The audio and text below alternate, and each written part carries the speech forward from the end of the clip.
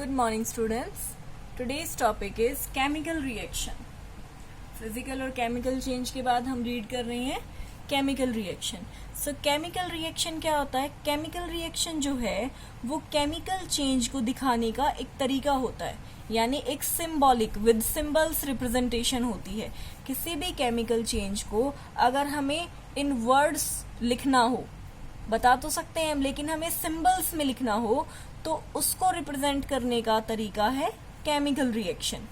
Chemical reaction में two or more reactants react to form different products. दो या दो से ज्यादा रिएक्टेंट जो हैं वो डिफरेंट टाइप के प्रोडक्ट फॉर्म करते हैं. रिएक्टेंट्स क्या होते हैं?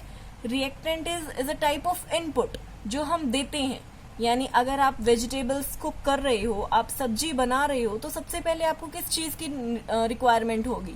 सम वेजिटेबल्स, ठीक है, अनियंस, टमाटोज और सम ड्राई स्पाइसेस.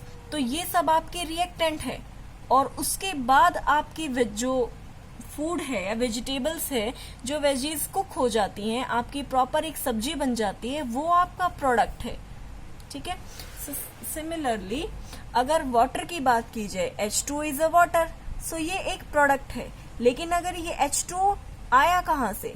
तो H2O में सबसे पहले क्या होगा? हाइड्रोजन होगा और ऑक्सीजन होगा. जब हम हाइड्रोजन और ऑक्सीजन को मैच करेंगे या मिक्स करेंगे तभी तो हमें वाटर मिलेगा. तो ये क्या है? Reactant.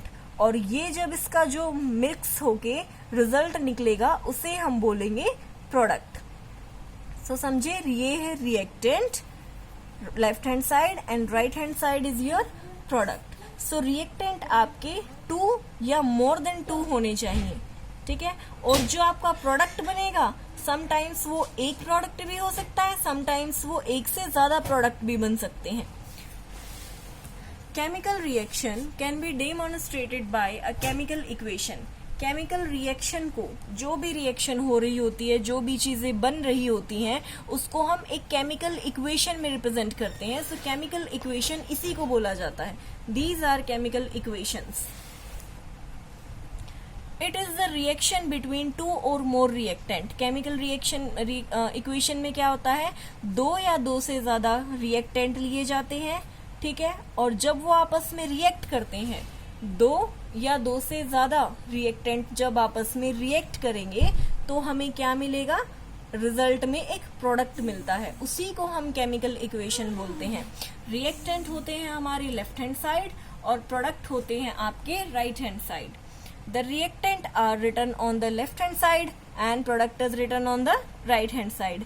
Head of the arrow usually point towards the right or the product of the equation. ये क्या है? एरो. एरो क्या है? एरो ये शो करता है कि जो रिएक्शन है, जो ये सारा काम हो रहा है, वो किस डायरेक्शन में प्रोसीड कर रही है. फिलहाल तो हमारे पास रिएक्टेंट है और इनसे हम प्रोडक्ट बना रहे हैं, यानी रिएक्टेंट से प्रोडक्ट बन रहा है. बट समटाइम्स ये एरो उल्टा भी होता है. इसका मतलब ये एक रिवर्सिबल रिएक्शन है. अगर ये वापस एरो उधर हो जाता है तो it means it's a reversible reaction, यानी हम प्रोडक्ट से वापस रिएक्टेंट बना सकते हैं. तो एरो क्या दिखाता है? एरो दिखाता है कि जो रिएक्शन है वो किस डायरेक्शन में या कहाँ प्रोसीड हो रही है.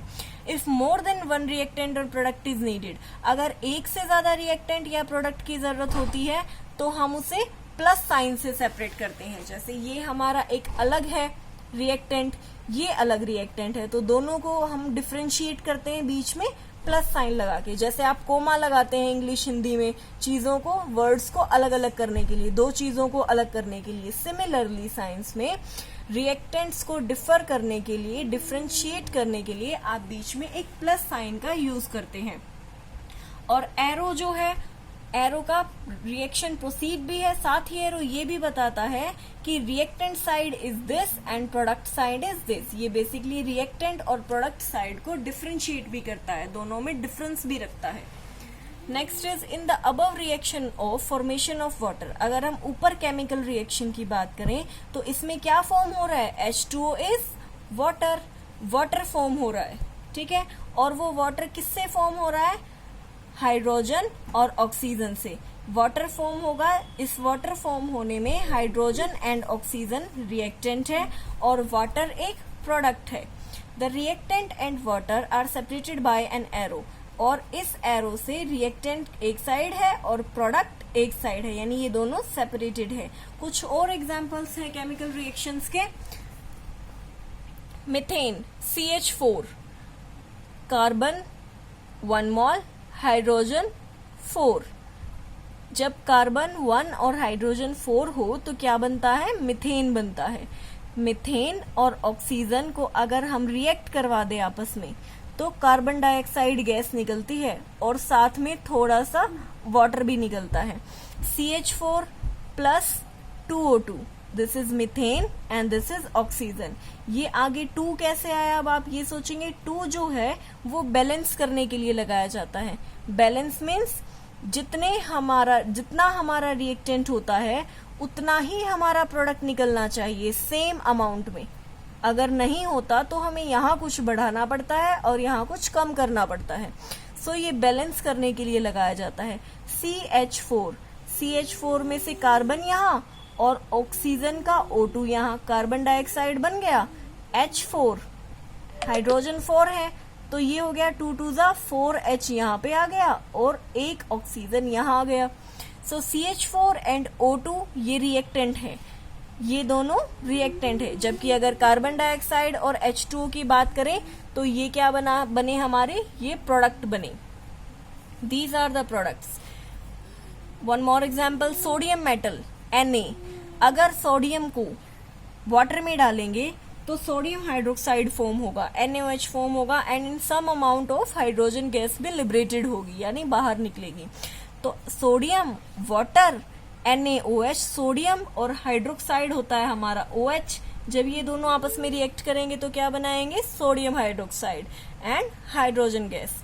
Na एंड H2O, रिएक्टेंट कौन है यहाँ पे, Na एंड H2O, और प्रोडक्ट कौन है, this side, right hand side for product and left hand side for reactant.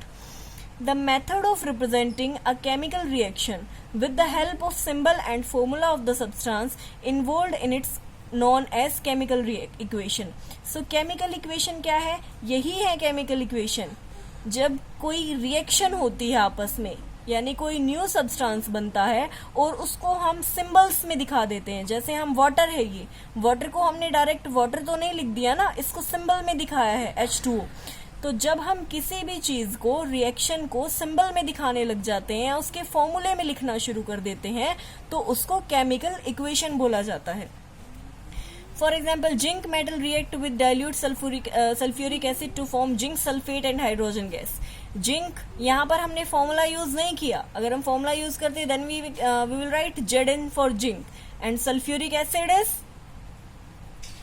H2SO4। Zinc sulphate बन गया ZnSO4 एंड हाइड्रोजन आउट।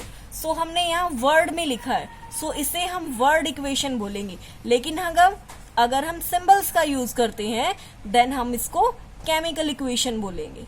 ठीक है, putting the symbols and formula of all the, here you can see, अगर हम सारे formulas लिख देते हैं, ठीक है, तो ये एक केमिकल इक्वेशन बन जाएगी। जिंक, यहाँ पर ये रॉन्ग है, इनको Zn लिखना था, ZnH2SO4, ZnSO4 एंड H2। इसको हम क्या बोलेंगे अगर हमने सिंबल्स राइट नोट डाउन कर दिए, अगर हमने सिंबल्स राइट डाउन किए then it will become chemical equation. लेकिन अगर हमने वर्ड लिख दिए तो ये है वर्ड इक्वेशन। और लेफ्ट हैंड साइड होती है आपकी रिएक्टेंट, राइट हैंड साइड होती है product.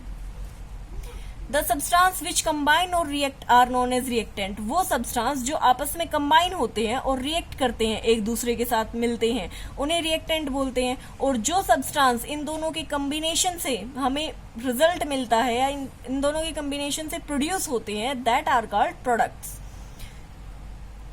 A chemical equation is a shorthand method of representing a chemical equation. A chemical equation एक shorthand method है chemical reaction को represent करने का। यानी chemical equation एक छोटा तरीका है क्योंकि इसमें हम symbols यूज कर लेते हैं, हमें इतना सारा in terms of word लिखना नहीं पड़ता। So ये एक छोटी सी, एक shortly representation होती है किसी भी chemical reactions को justify करने के लिए।